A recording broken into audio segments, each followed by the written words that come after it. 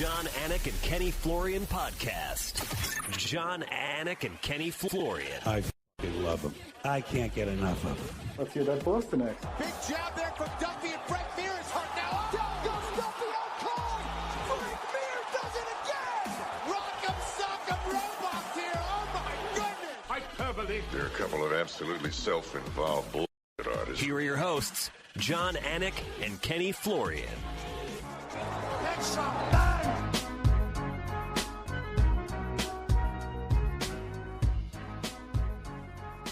It is the eve of April Fool's Day. Anybody out there like April Fool's Day? I got Bruce Buffer back in the day. I told him about 2 weeks after he gave me a hardcore poker lesson that I had lost $10,000 playing poker, and he was very distraught. And then I told him I was just kidding because he can be of the gullible variety, and I didn't want to drag him along too long. It could have been really good, but I cut it down after about 15 seconds. Yeah, I love he's also of the warm-up variety. I love the video that your bro Jason Anik posted of the classic Bruce Buffer pre-fight warm-up, dude. It's classic. It's so good. Thankfully, Buff has established so much goodwill with everybody, and he is the greatest of all time, that he can do that. I mean, can you imagine the wrath that would come my way if I was stretching like that before the broadcast? You got to get those adductors, dude. No groin pulls. Yeah. Great to have everybody with us. It is Monday, March 31st. The year is 2025, episode 544, the Anik Florian Podcast, presented by DraftKings. DraftKings, the crown is yours. Thanks to everybody joining us live on YouTube today. Laura Sanko coming up in about 5 minutes. Great job by her on the sticks this weekend. We will also recap that with the General Sayif Saud. He was in the winning corner in the main event, Brandon Moreno. So, Ken Flo, I wasn't necessarily going to lead the show with this, but in the nature, I guess, of benefiting Joe Pyfer, who had to pull out of the fight due to illness, that's the closest I've ever come to, shitting my pants on live TV, right? It only happened once. It could be aging, right? I don't know if I'll ever be around, in an era in which I have to wear a diaper to the booth, but I just want to say I try to keep it pretty clean with the diet and be careful over there in Mexico City, one of the greatest live event crowds I've ever experienced. But Ken Flo, there is something in the water. It is undeniable. Yeah, well, that goes for pretty much all of Latin America. My parents grew up in Peru. I've been to Brazil so many times. You have to be so careful. Brushing your teeth. Don't swallow any water. Be careful with the food. Go to places that are vetted, that are clean, that are good. It's just a different way of life over there. And, yeah, that's unfortunate for Pyfer, man. I was looking forward. I had $500 on the guy, man. Yeah. I hope people will give Joe the benefit of the doubt, because even in our fighter meeting, he had fallen ill and then recovered. And it just seemed like every time he was trying to ingest anything, he couldn't be careful enough, and he fell ill. But you don't even know the extent to which he was jonesing to get into the octagon. So we feel for Joe. And, I've had a hard time, since I've gotten back to the United States. I think I had a fatal error at the airport with a cup of coffee with Dean Thomas and Jason Anik. But we have our lead guest on the program, and on time, no less. Of course, she's 2 minutes early, right? UFC commentator, Brazilian jiu-jitsu savant, former mixed martial arts atomweight, the great Laura Sanko is with us. Laura, welcome back to the United States of America. It's great to see you. Thank you. Are we telling diarrhea stories? So, yeah, I've basically been pissing out my ass since I got home. I was fine when I was there. I had one episode while I was there, but I just hope people will give Joe the benefit of the doubt. John, I think Joe B got sick from the meal that we had that night. I don't know how I dodged a bullet, but I was eating salads. I was eating fresh fruit. I was having, drinks with ice. Yeah. I went down there fearless, and knock on everything. It worked out, but I have been in that position before. I did the same thing. I had lettuce, tomato. I had a chicken Caesar wrap. I had Hendrick's gin. I had all sorts of things. I guess I also brushed my teeth with the tap water, but yeah, I think it was that final meal, and we won't reveal the restaurant. Well, it's great to see you. So, how did you feel about the whole live event in Mexico City? I acknowledge the crowd there. Say what you will about the water, but not a lot of booze, which I like, and I thought the crowd really added to a pretty memorable live event. The crowd was incredible. It was the energy down in Mexico City is something special. I think when you get in those crowds that really, I don't know, they're there for their people. They're there to get behind their guys. And, I don't do a ton of big fight nights on the road like that. So it's not something I'm exposed to maybe as much as you are. And it was really special. At one point it was so deafening. I actually had to kind of lift my cans off my ears because it was like hurting hurting my ears. Yeah, I haven't watched it back, and I don't even know the extent to which we were drowned out in some of those sort of fight capping moments. So I'm going to put you on the spot a little bit. We didn't have a chance to necessarily decompress, even though we were at dinner together. So I'm curious how you feel about the broadcast when maybe you work with me in DC for just the second time in that grouping. And did you feel like you had real estate? I mean, obviously, I acknowledge the work that you did, and I will every time. But how did you feel overall? And do you go watch that back shortly after the fact? Yeah, no, I loved it. I mean, there's something I enjoy about every combination that I have done, but if I'm just being brutally honest, it's my favorite. Like there's, I'm sitting next to my left is the greatest to ever do it, and to my right, DC, one of the greatest champions of all time. But despite you guys being respective goats in your lanes, what I find is that you both just do a really good job of putting me over, which, we've kind of had this conversation on the show before. Like, I'm very open about my insecurities at times. It's surreal to be sitting there next to Daniel Cormier, and people turning on maybe who aren't familiar with me, like, who the hell is this? Like, I'm not a notable name in the sport in terms of, a fighting career. So I feel like, when you guys lend me even a modicum of credibility, it just goes so far, I think, for the audience, but definitely for me internally sitting there. So I just really appreciate that. And, I think it really helps that I've been able to build a strong rapport and given DC shit on the weigh-in show over the years. I came hot out of the gate on that show at him kind of intentionally, letting him know I wasn't gonna, that we were gonna be sparring partners, I guess. And I think he loved that, and it's definitely paid off. Yeah, you definitely got to give it to DC all the time, as much as possible. Laura, you more than held your own. Do you see Mexico as one of these countries that are going to be developing a lot more champions in the future? And if so, what are some of the names that stand out to you that could potentially be a champ maybe in the next 2 to 5 years? Well, I think we saw a lot of on this card. I mean, the fact that the UFC has intentionally invested a lot of money into that market, in the form of the PI, and they allow, my understanding is they allow athletes developmentally to have access to the PI. It's not that you are just a signed UFC athlete. So similar to China, to be able to give access to the highest level of training and recovery and coaching, and just kind of feel like there's something to strive for, and you can see it and you can touch it, is a really big deal. It's not just that the UFC has a gym in Mexico City. It's just so much more than that. And I think that we saw a lot of the fruits of those efforts on that card. I mean, Raul Rosas Jr. is putting himself together as a truly well-rounded fighter. He's always going to be a grappler first, but you can really see the development in his hands. Manuel Torres, even with a little sprinkle of patience, clearly a very dangerous individual, so much power. I mean, I could go down Lupi Godinez. I mean, I could go down the entire card. Lupi Godinez, to me, especially given the division that she's in, I know that she has had some moments and kind of maybe stumbled a bit on her way up, but I certainly look at her and think she's got what it takes. Laura Sanko with us live on the Anik Florian Podcast. Thanks to everybody joining us live on YouTube today. And we are not going to make you do a cow call today. I don't know if that video on your Instagram was recent, right? You and our coworker, Danny, that was okay on this trip. You never know, right? You guys essentially comparing your on-farm cow calls. Is that what it was? Yeah. So Danny grew up in, the ag world. I live on a ranch. And it's a thing. When you have cattle, you have to develop a rapport with them so that you can move them from place to place. And on our ranch, we do what's called rotational grazing. So we're moving them quite often into a new pasture I won't go into the geeky details about why we do it, but you have to, you gotta get them to come to you when you call them. And so you develop a particular call. The problem is I'm not the A side of the farming around here. That is really my husband, although that's not his career at all. It's just kind of a money pit of a hobby that we have.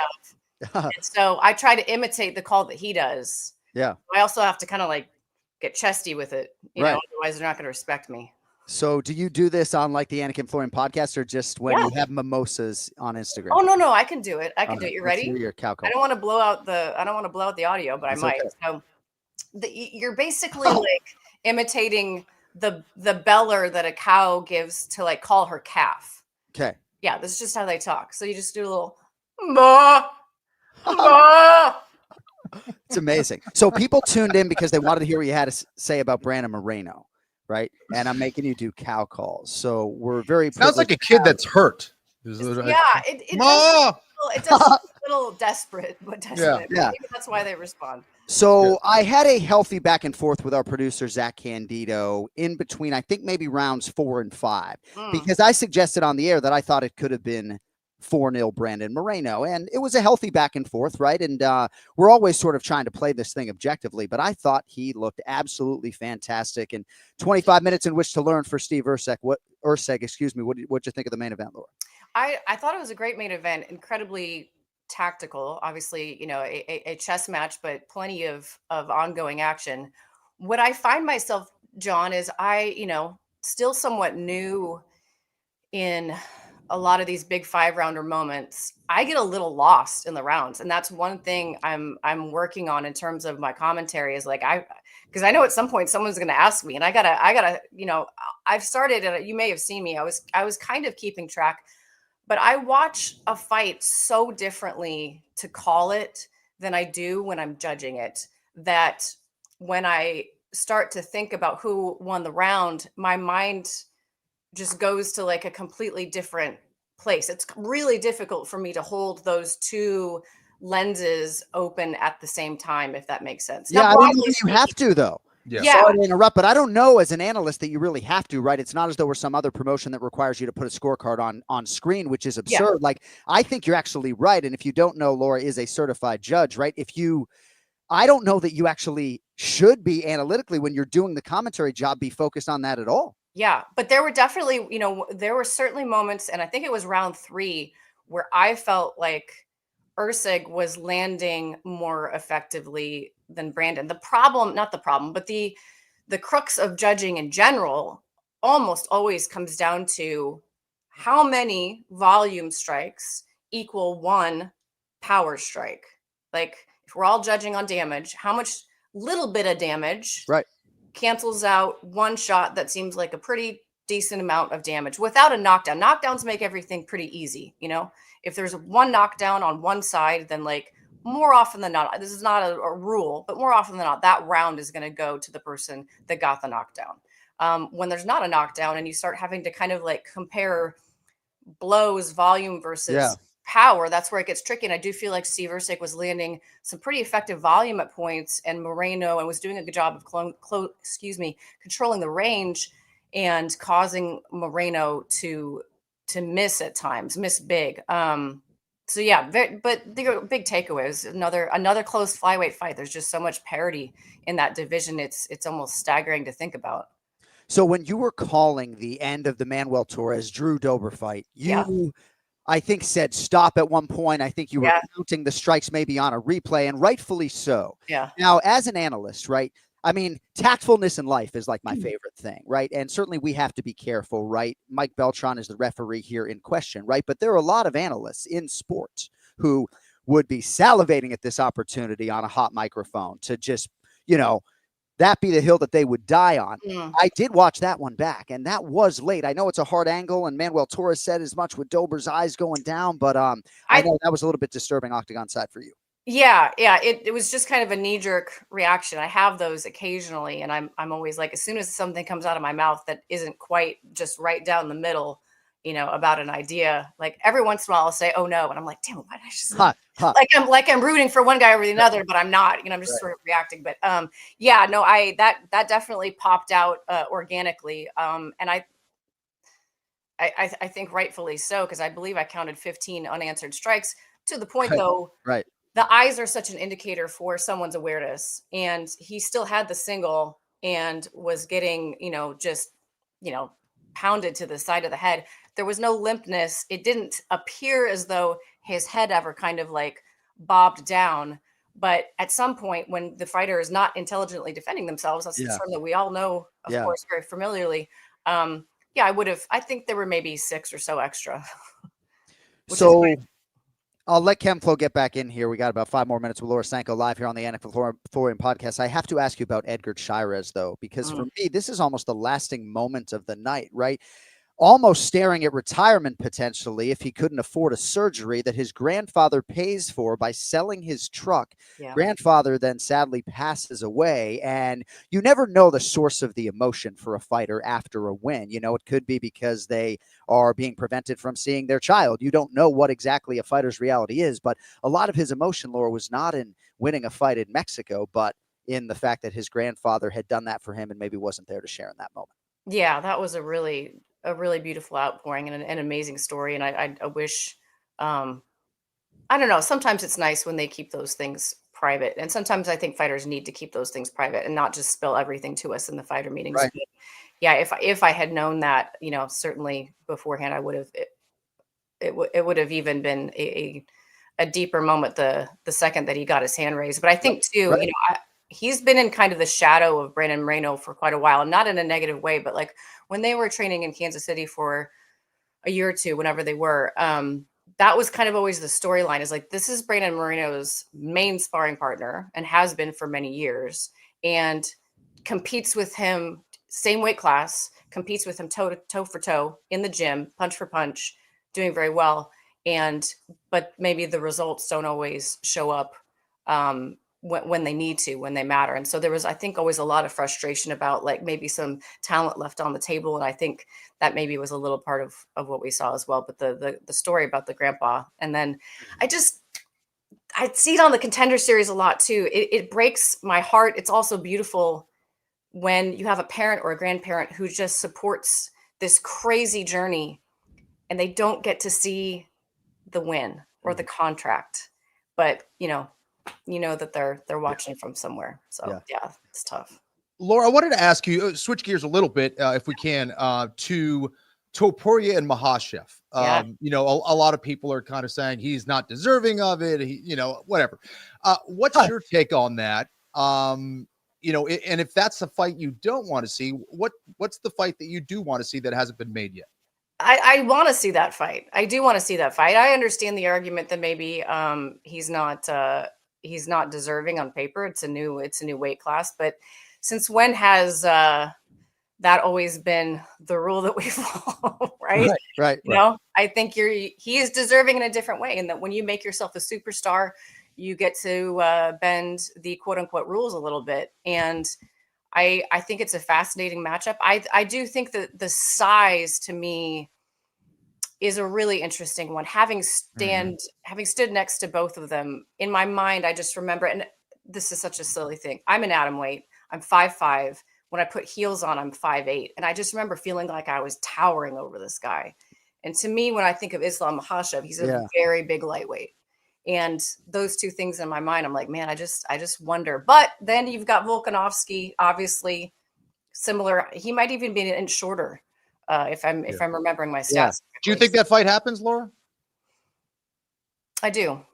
Yeah, it seems like Ilya is now sort of saying that they promised him that, which I did not know to be true when we were I didn't know that this either. thing down. So, all right, last question with the great Laura Sanko. So, it seems as though the word on the street is that you're going to be at the Kentucky Derby the first weekend in May. Yeah. Is there going to come a time in our lifetimes that you're actually going to place a horse in one of these big time races? Oh man, wouldn't that just be the dream? I mean, gosh, there's such a journey to get to that. It's sort of like, you know, hey, you play Pee-wee football, you're going to be in the Super Bowl. Right. Well, hey, you have your toes in the water, though. Yeah, but I appreciate you teeing me up on another passion of mine for sure is the equestrian world. I love riding of all sorts. I have a couple horses now. One that I'm working on turning into a little show horse, and then I do own a racehorse with a gentleman who had a Derby winner at one point. So we're hoping to make some babies. So it'll be, 3-ish years before I can really answer that question. All right. But that's the dream. Yeah. All right. Well, we're floating it out there. And as I told Laura, after the fights. I said, the next time she buys a racehorse, can you fucking call me and ask for some money? And I'm in on that action. Yeah, All the right. fractional ownership is where it's at, John. I'm telling you. All right, follow this amazing mixed martial arts commentator in mind at Laura_Sanko. I know it's a quick turn. We appreciate your time. Enjoy the week at home, and we will see you down the line, my dear. Thank you so much for the time. Thanks, Kenny. Thanks, John. All right, there she is, Laura Sanko, with us live on the Anik Florian podcast. And I don't think Cody's wrong in the chat to suggest this, and certainly it's not some novel concept, right? But I think he's wise to suggest it. Harold Letterman. Okay, Jim. How did Harold Letterman have the round? I would love it if Dean Thomas could give us a scorecard, right? I mean, for all the money they're paying Dean Thomas to fucking sit there and chime in 2 or 3 times a fight. Or okay, 6 or 7 Jim. times a night.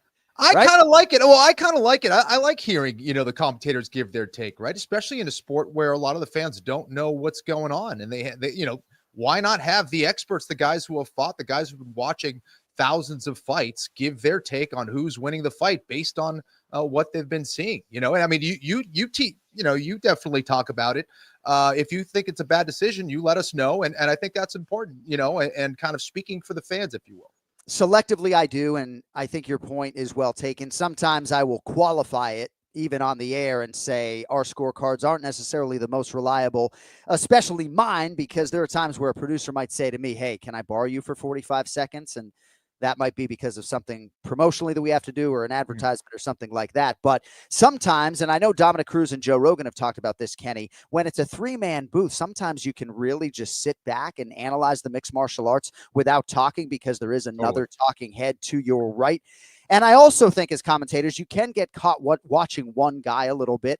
There is also an angle component of this, right? You have judges on different sides. And like Rogan watches the action 90% of the time. I watch the monitor 90% of the time, in some part because I'm the play-by-play guy, and that's the angle that's being presented at home. But I think it's fair.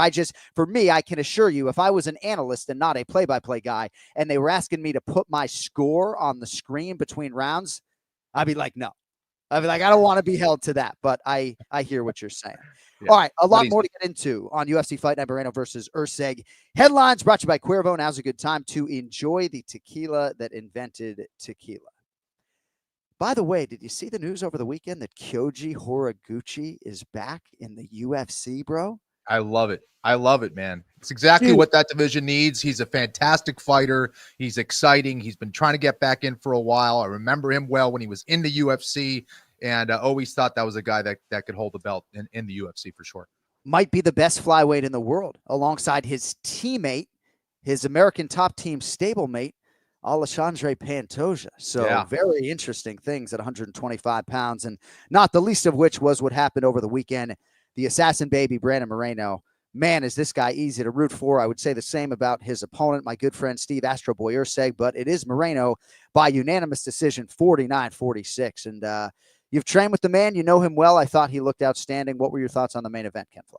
He's looking better than ever, John. It's great to see a guy at that level who has tasted that level of success continue to improve and get better as a mixed martial arts fighter. He just looks so at ease and like he's having fun again when he's fighting, and he's showing his techniques. That's the key thing. He looks like he's leading the dance the whole way. And I know Erceg was right there with him, had a great fight, but Brandon Moreno just that much better. And to do it in that spot in Mexico, that's a dream win right there. So some people, my twin brother, and we had some conversations with DC as well about this after the fact, sort of Dean Thomas too, that Erceg wasn't necessarily sitting down and committing necessarily, maybe abandoned some of the up the middle weapons. It seemed like the front kick was there and was inches away from landing and didn't necessarily stay consistent with that. Leg kicks maybe abandoned a little bit.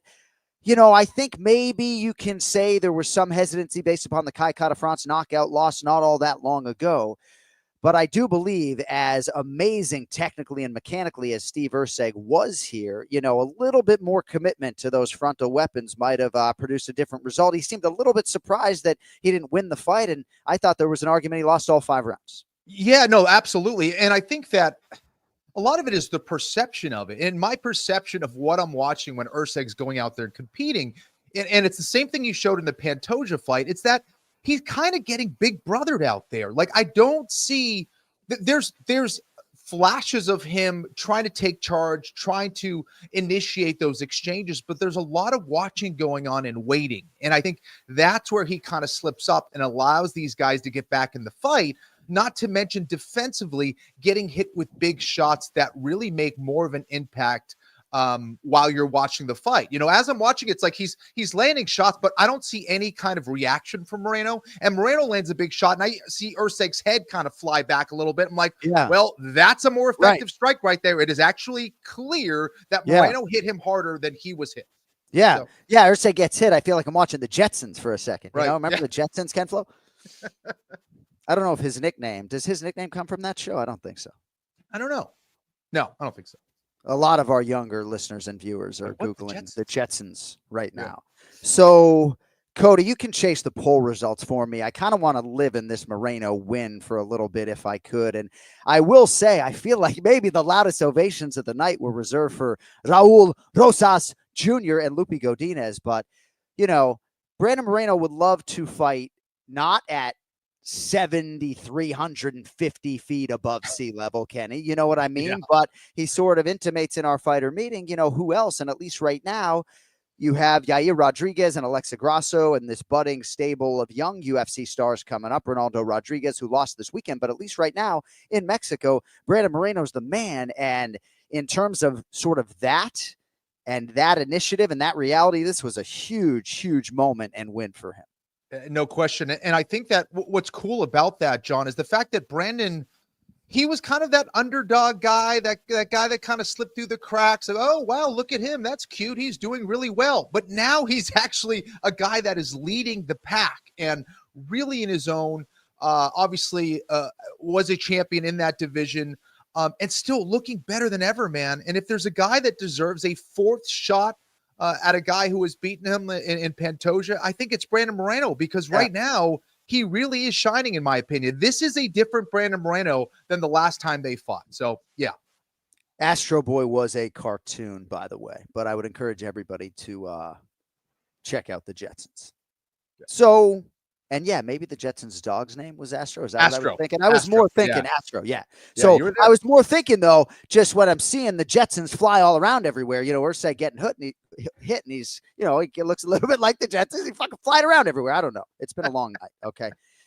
Poll question for today's live edition of the Anik Florian Podcast. Of the top contenders listed here, which flyweight is best equipped to beat UFC champion Alexandre Pantoja? We gave you Brandon Moreno, Kai Kara-France, Manel Kape, and Pantoja's teammate Kyoji Horiguchi. So plenty of time to cast your vote on the X machine, but 44.2% of you, I can't even read the fucking results. I'm trying to read the results. The kid fucking pulls them. 44.2% of you believe that Brandon Moreno is best equipped to beat Pantoja despite the 3 head-to-head losses against him. 17.2% Kai Kara-France, 27% Manel Kape, and 11.5% of you say Kyoji Horiguchi, perhaps not acutely familiar with his body of work. And I do think maybe for the ultimate prize, I would speculate that they would fight, but not necessarily the ideal world for those two.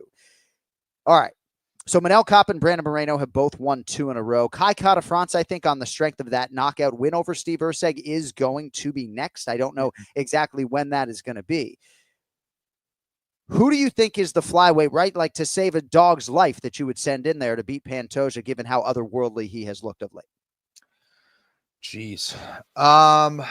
I'd say maybe Manel Kape. I knew you were going to say that. I was probably Manel Kape. You know me, man. I really like his style, dude. So Manel Kape fought Alexandre Pantoja, I believe, in what was Manel Kape's short notice UFC debut sometime around 2021. So, yeah, I mean, they all have a unique sort of attribute or two that they bring to the table. I think Kai Kara-France, it's sort of the power and experience. I think for Moreno, it's that he is, I think, his best version to date. And, you know, he's so emotional, Moreno is, because of the hard work, right? Because of the full month at altitude. And Kenny, I know you fought in Broomfield, Colorado. It was one of your better performances. You actually probably should have stopped punching the guy and shown some mercy at that point of the fight. But Kenny, you know, I'm a runner, and this is a very real thing. I know it affects people differently, you know, but it's not ideal for athletes to have to compete at 7,350 feet above sea level. It's no joke, man.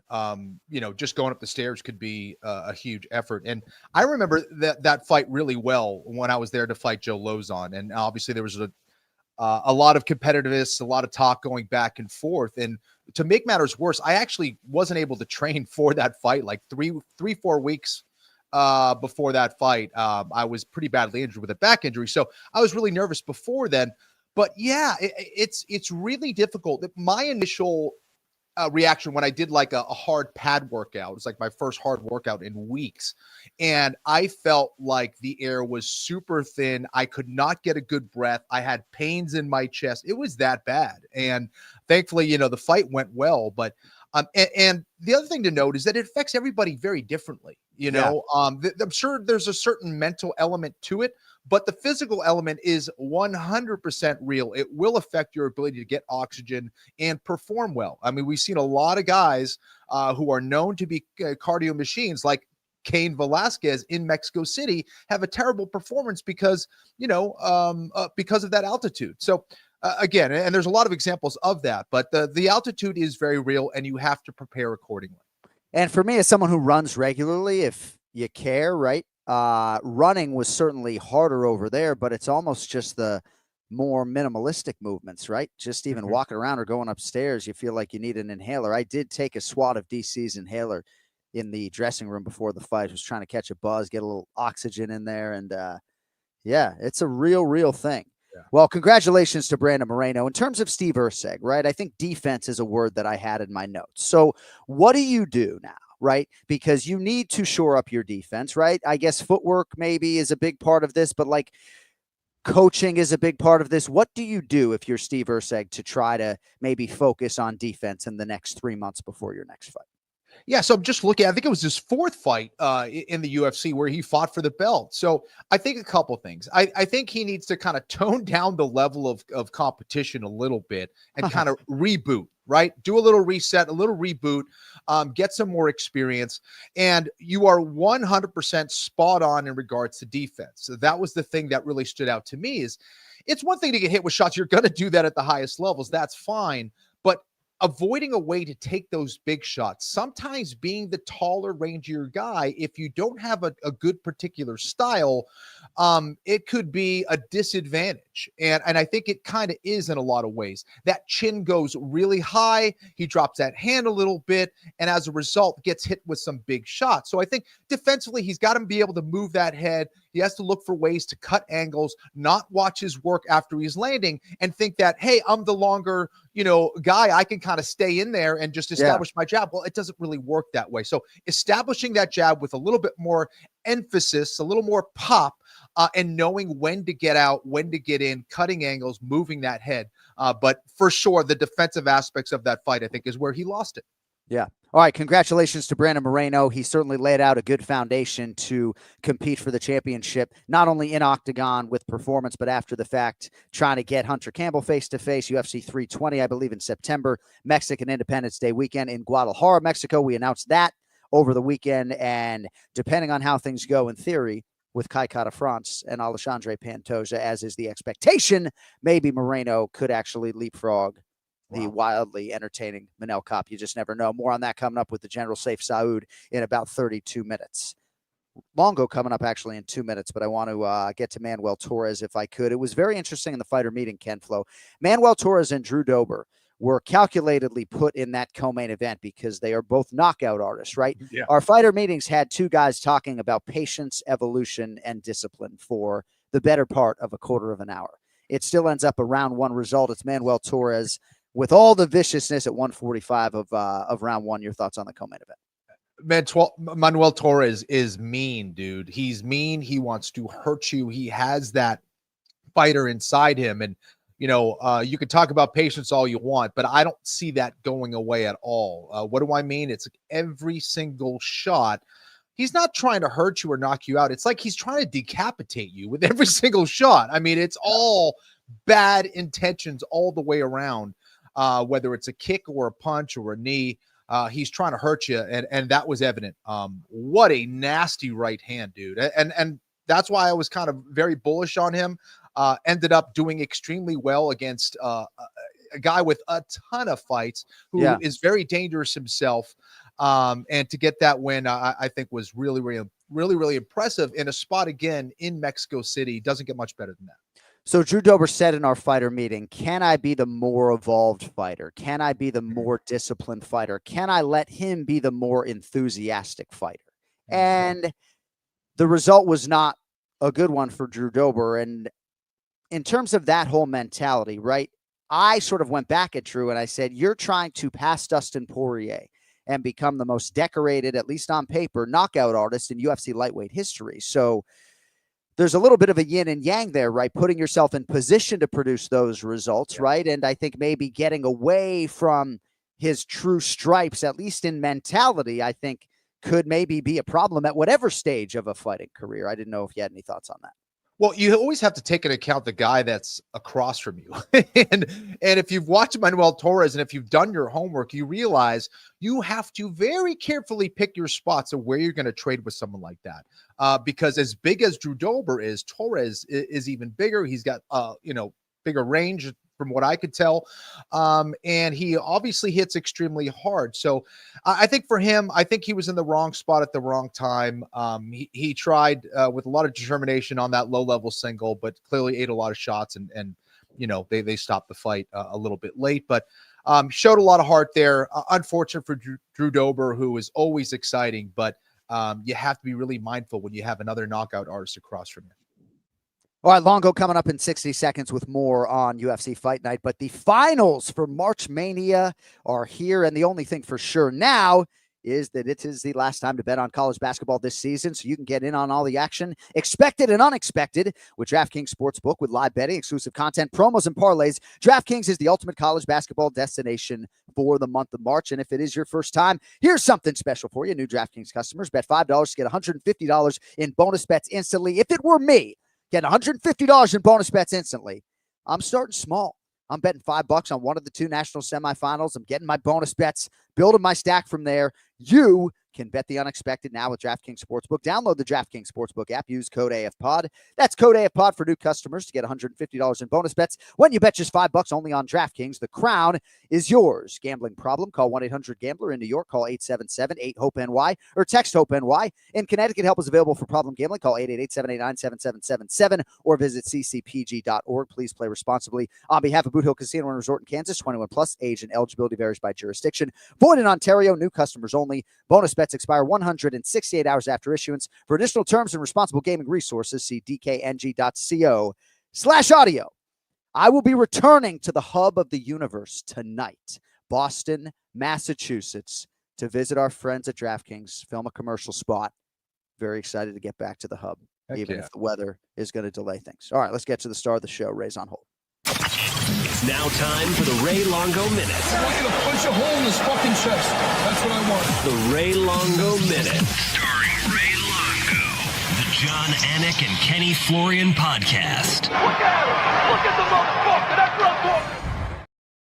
So Cody texted me yesterday as I'm putting the rundown for the show together. Would you like Longo at 11:30 a.m. Eastern Standard Time? And I almost wrote back, like, is that rhetorical? Did you watch the show last week in which Ray demanded we not change his time slot? So it's good to see you right here, right on the screws, 11:30. How we feeling? Very good, guys. How we doing today? You guys look unbelievable on this Monday morning.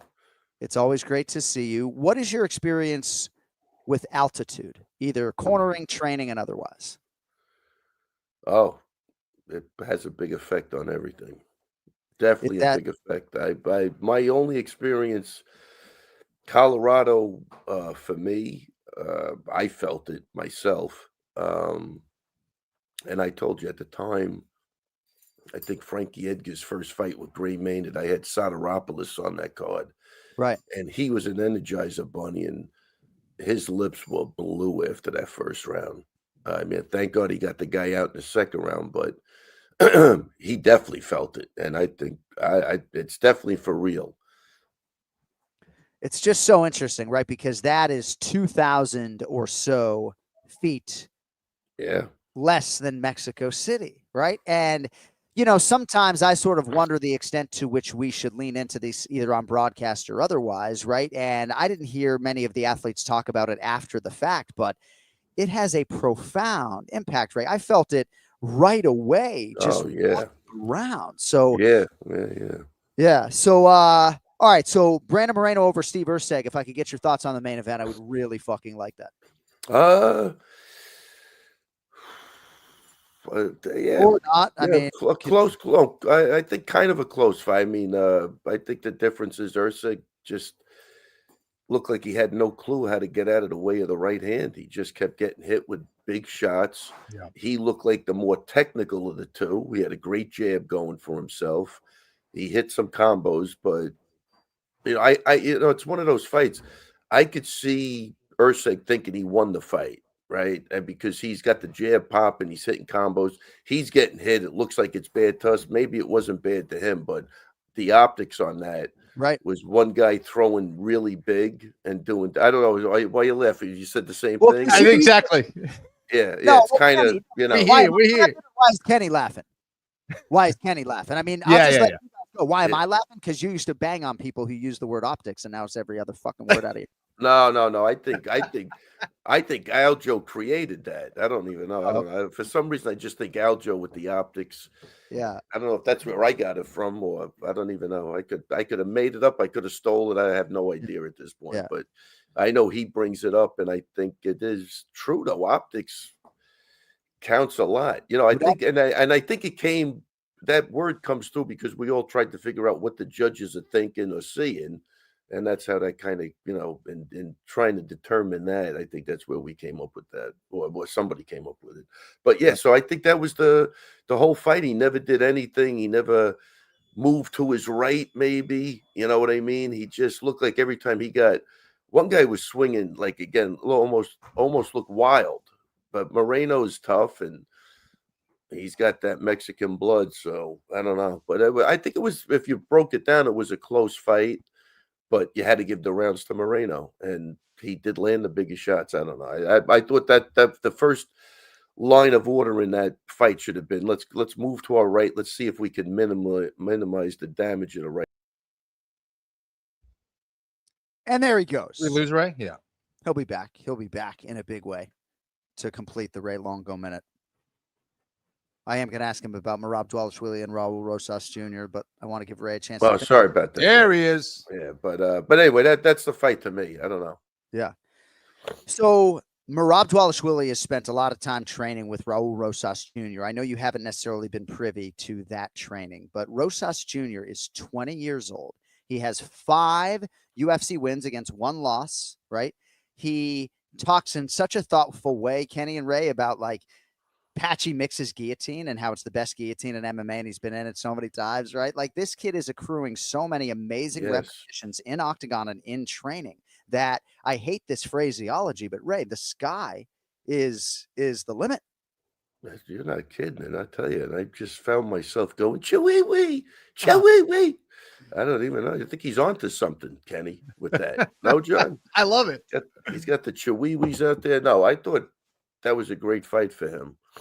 And he was in some bad positions, but that's the beauty of training with good guys. Once you've been there and you're not going to panic and you could ride it out, the other guy's going to burn his arms out a little bit. Yeah, it was a good fight. I'm surprised because, yeah, he is trying, because I thought the other guy's from, wasn't the other guy from Syndicate? Yeah, there's some crossover there. Yeah. Extreme Coach. Right. I don't even know, because I don't even know, but yeah. Ray has, and I think maybe this is what John was alluding to. Has Merab said anything about training with Torres and what he thinks? Rosas, sorry, about Rosas and what he thinks about his potential? No, and neither has Aljo. Okay. No, they have on the record, just not to Ray, because they maybe don't take your call. But they both have. What do you mean on the record? What does that mean? I'm saying if you Google right now Aljamain Sterling, Raul Rosas Jr., he has commented about how talented he thinks the kid is. I'm saying I can answer that. Yeah, yeah, they had a beef at one point because I think after his first fight, he was calling for Aljo, right. And I think Aljo told him to slow down a little bit, but and then they kind of trained after that, maybe, but nothing. Okay. I'll tell you what, nothing like, some stories you hear when you train with a guy, those stories go deep. Like, right. like, oh, this guy's, stay away from that guy. That you know what I mean. You hear that was a those story things. around Weidman, right? For years. Yeah, I mean, 100%. I remember 100%. Yeah. You know, so yeah, I didn't hear that, and look, the kid looks like he's really good. He's young. He's got the heart. He's got the desire, and he looks technically like he's getting better. Yeah, he's going to be. I don't know if he'll be a champion, but he's going to be up there for sure. That caption on that YouTube video that Cody just populated on Aljamain Sterling's YouTube was a line from Aljo that suggested Rosas Jr. is shaping up to be the future of my weight class. So certainly some high praise there from Aljo. And I know Merab Dwalish-Willie has also praised the kid. Kenny, what'd you think of the 20-year-old phenom, if I can call him that, Raul Rosas Jr.? I saw improvements in his striking for sure. It was great to see that's what I'm looking for. It's like, okay, he's clearly talented. What is he doing to get better? And he is definitely working on his striking. I saw that. I think the way that he's integrating his strikes into his takedowns was looking sharper as well. Still developing on the ground. And, he's good on the ground. Got caught in a few of those front chokes, right? But I mean, that was that guy's best move. That's what he kept going for. I would have liked to seen a little bit more avoidance of that position, but the fact that he kept his composure like that, and was able to get out of some difficult spots, giving the thumbs up while he was, getting his head choked off, I think was really cool to see. And this guy's 20 years old. I would not be able to do that at 20 years old, to have that level of composure and to compete at that level.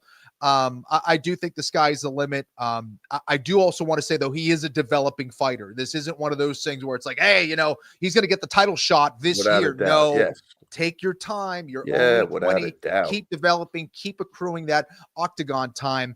And if things are done correctly, he can set himself up to not only fight for the belt, but win the belt. But yes, the kid is talented. No question about it. Yeah. And I'll tell you, the other thing is, some guys are just really super hard to choke out, if you could even choke them out. And that's why you need to bring Kenny Florian to your goddamn school to tighten that shit up, because all I heard was head and arm. He tightened up the head and arm choke, the head and arm choke, the head and arm choke. Yeah, so you need somebody at that point to come in, and you might need one little, just move your hips this way 2 inches, and that's it. That choke is in. But you know what I mean? So yeah, I agree with Ken. He's take your time. You're 20 years old. Yeah. You've been in bad positions in the real fight. You're doing fine. Don't get too cocky. Keep on growing. And the fact that he could even get in the room with Aljo and Merab and stay there. Like, I'm not talking about compete with him, but just let them welcome him into training is a huge thing. Being around greatness is one of the best ways to be great. Thing. And, literally, there's like science, they say, of seeing someone perform at that level. It's just like it has an impact on you. And the fact that he's 20 years old and being around world champions on a regular basis is huge. And both of those guys are givers. I mean, they're both really super nice guys. You never really, grudges get squashed, all that shit. So they if he could do it, like, again, like, have I heard about it? When we're talking, we're not, going that deep. I mean, we're seeing what he been doing lately, what's going on with this, with that. Aljo was just out here. We had the guys fighting and his brother fought, so it's not coming up like that. But I think if it was something maybe extraordinary, maybe you hear something. You guys said a lot of things there, and I'll only take about 20 seconds to do this. But, Kenny, you're right in terms of not finding himself in that choke repeatedly, while also saying that that's the dude's signature move. He's got a very nice cycle and sequence of different front chokes like that. And certainly the work was done by Raul Rosas Jr. He probably spent the bulk of his training camp, inside those, and he has trained with Vince Morales prior. So very excited, as always, to see what they do from a matchmaking standpoint with Raul Rosas Jr. And the other thing Kenny brought up was just in terms of the championship trajectory, right? Like, if I were to ask you guys who has a better chance to become UFC champion, Paddy Pimblett or Raul Rosas Jr., you'd probably say Pimblett just because he's already gotten to the Michael Chandler fight, right? So if he can beat Michael, right, big if, right? If he can beat Charles Oliveira, big if. Beat Islam Makhachev, big if, right? But he's at least on the cusp. For Raul Rosas Jr. might have 50 UFC fights at some point, but you got to sort of navigate the 135-pound waters, and it's very difficult to do that without subsequent losses here and there. So, All right. Good stuff there on Raul Rosas Jr. Hey, what'd you think about Dr. David Martinez, 26-year-old? I know it's one result against a guy in Simon Oliveira who he was prohibitively favored to beat, but, the kid's 26. He's an orthopedic surgeon. Could make a ton of money doing that. He's not practicing now. I mean, Dr. Gus Florian, you out there, my man? Is this your favorite UFC fighter? No. He's not a thoracic surgeon, right?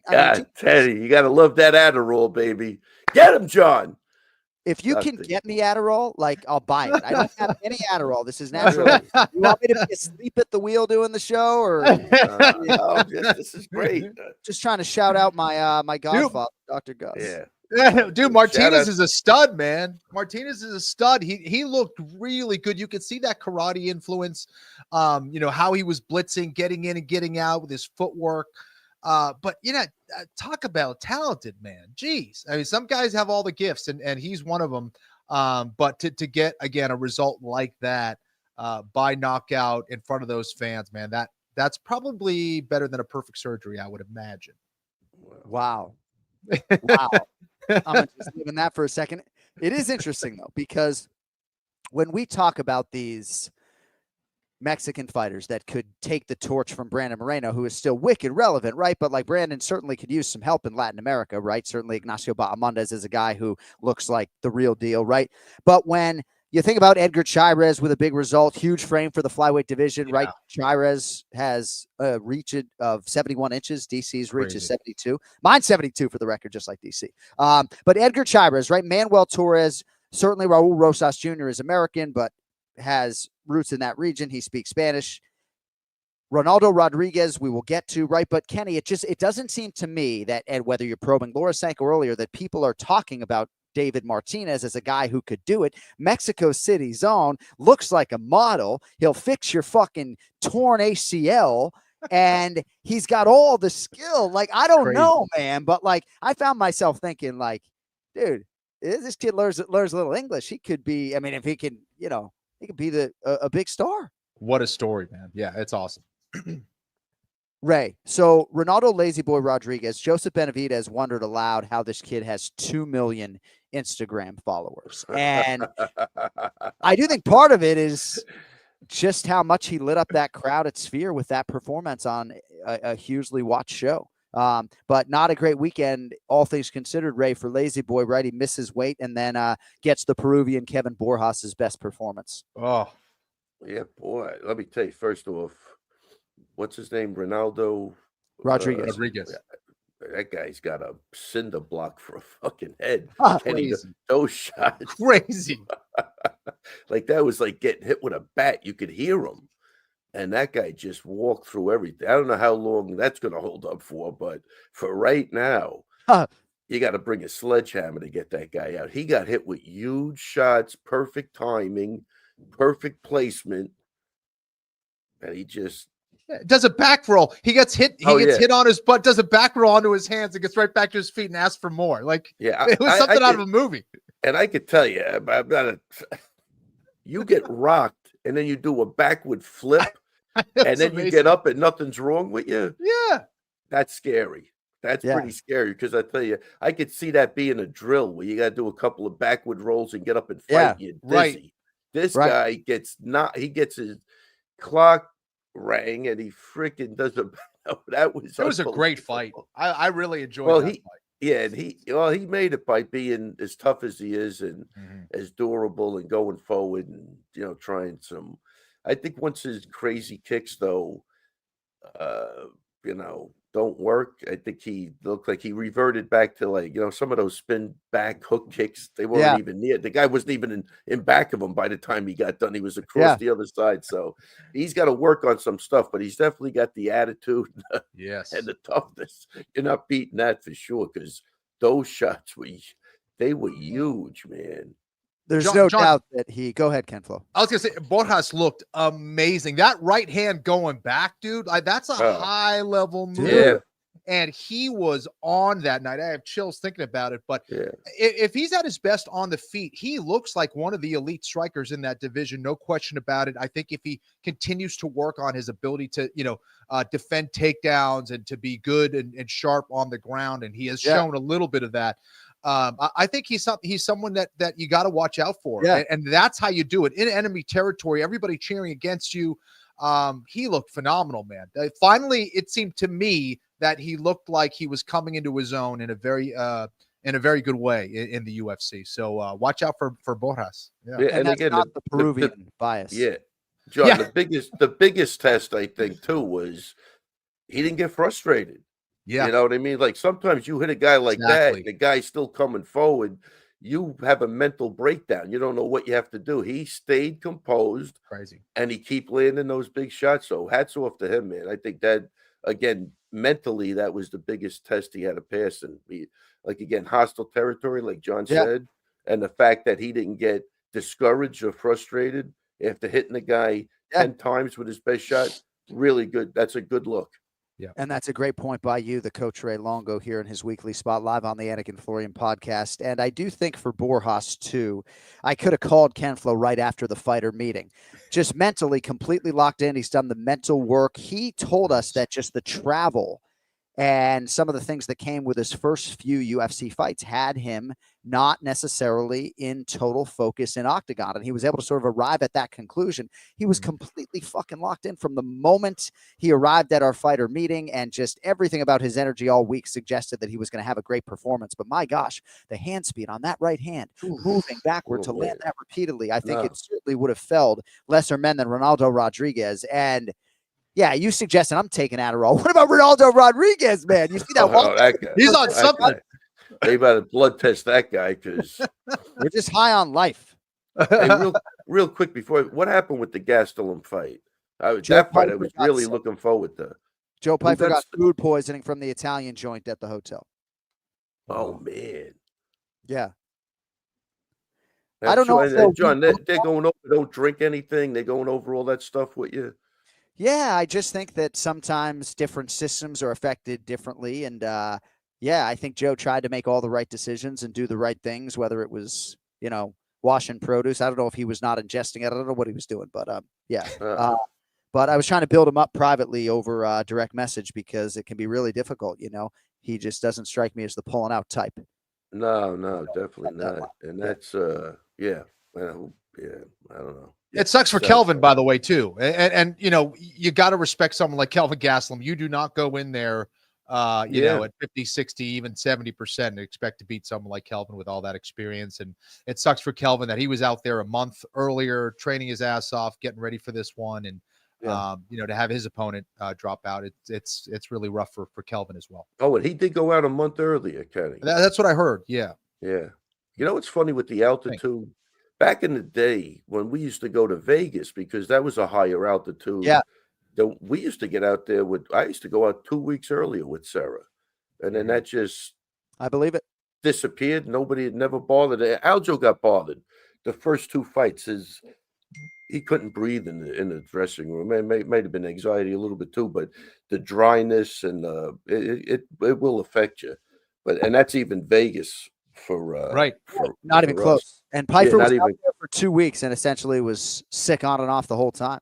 Oh man! And he's a massive man too. I mean, he made the weight, right? So hopefully they can make that fight again. You also lost Jeff Neal against Carlos Prates in Miami. Yes. We do have Sayif Saud coming up here in about 7 minutes, so we will get into all of that. But big fight. Prates, maybe some rumblings that Ian Machado Gary needs a fight. A lot of big things happening in the welterweight division. All right, we got a few more minutes with Ray Longo. Before we get to would Ray rather? No, man. Come on. What? No, I have still new. I mean, I'm a team player. Okay, all right. But I said before we get there, I would like to indulge you folks on Cardio Cain Velasquez, who was sentenced 1 week ago today. And I think a lot of people read headlines and they don't read articles, right? So thankfully, all things considered, this is going to be okay. This is going to be a very short amount of time behind bars for Cain Velasquez. Could be even more abbreviated than what is on paper, but he is being credited, Kenny, with time served, north of 3 years. So it stands to reason that when the calendar turns to 2026 in those first few months, he could be out based upon good behavior. So yes, we can all sit here and be of an aligned opinion that he shouldn't be spending a single day more behind bars. But this could have been easily 25 years. And had they not, switched the judges at one point in time in this county, this could have been an absolute disaster, right? It could have been way worse. Absolutely. And my understanding is that the judge who actually, gave him the sentence after was actually crying while he was talking. And I mean, if you're a father, if you're, someone with a heartbeat, you're going to feel for Cain in this situation. And, I hope he's out as soon as possible. And it seemed like even his attitude about his experience in prison was a very positive one. And I wish him the best, man. Love that guy. But, yeah, I mean, I could see why the guy was crying, but I think everybody should be crying. That's really bad. I don't even know what to say. I feel for the guy. I think maybe he could have made a better decision on what he did to that guy, but that guy, that guy deserves to be dead, and Cain should be walking around free. He should be looked at as a hero. I don't give a shit about street justice or whatever you don't want to hear.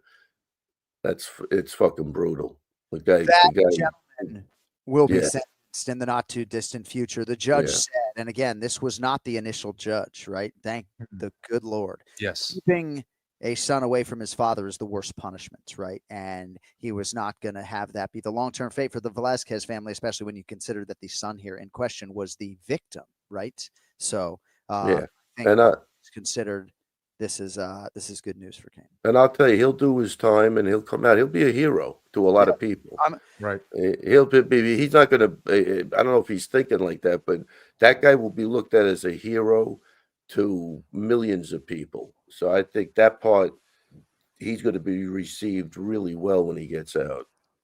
Yeah, Kenny, can you imagine his UFC Hall of Fame induction ceremony, the standing ovation that Cain Velasquez is going to get from the MMA community? All right, we will end the program on we're not ending the show, of course. We got, we'll end the Ray Longo Minute, the segment, all right?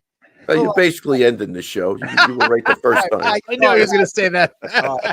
I mean, you get a layup, Kenny. You get a layup. You got to run with it. No, you got to take it. You got to take it. And I actually think principally some of the Minutemen might actually leave the live broadcast. We do have the great General Sayif Saud coming up in 5 minutes, and then Brian Petrie on the backside as we get ready for UFC Fight Night, Emmett versus Murphy. But not before we lighten up the program with a few questions for Ray Longo. Oh, my God.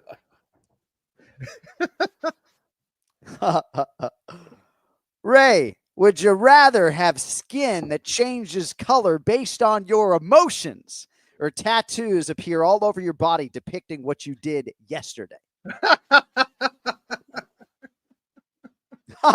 You want to pass? You get one pass of these 5 questions. I'm gonna go. I'll take the tattoos all over my body. I don't you don't want to be all blue when you're sad and everybody can see sad. You don't want. I get it. Yeah. All right.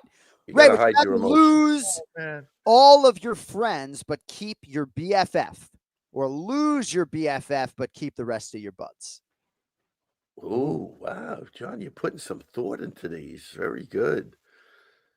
I'm calling for all Minutemen at the time I close my screen to close it with me. That's what I'm calling for right now. No, wait, give me that one again. So it's lose all of your friends, but keep your BFF, or lose your BFF, but keep the rest of your friends. Yeah. Ooh. It's a horrible question. All right, then pass. Would you rather have people spread a terrible lie about you, or have people spread terrible but true tales about you? Terrible true tales. I go honesty. Yeah, spread the horrible true stuff. It's already been spread anyway, so keep spreading. Ray, would you rather be the absolute best at something that no one takes seriously, or be average at something that is well respected?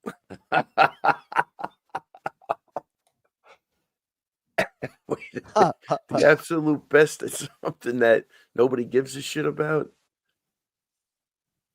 What was the second one? I'm not going to keep repeating the fucking question. You have to repeat it. I got to dead air, and so I'm ruining the bit, is what you're saying. I know you can close your monitor and try to get all your legions of Minutemen to come with you. Last question: would you rather have a third nipple or an extra toe? I'll take an extra toe. All right. Ray Longo wants 11 toes. I can see the headline right now on MMA Junkie. Get the fuck out of here, okay? Oh, no, I don't want to go. Yes, Minutemen on the count of 3. 1, 2, 3. Gosh, man. Over under 9 phone buzzes for Ray Longo. Cash the ticket on the over. Maybe, Cody, we can silence that for the Ray Longo Minute next week. A guy whose phone won't be buzzing almost assuredly during the next 15 minutes. One of my good friends, and really as good a mixed martial arts coach and mind as there exists out there. The head coach and founder, Fortis MMA, Dallas, Texas, USA. The General, Sayif Saud, is with us. General, it's nice to see you, sir. How are we feeling? We're feeling good. I mean, obviously it was a good weekend, and that was a real big one for us. So we're pretty happy about it.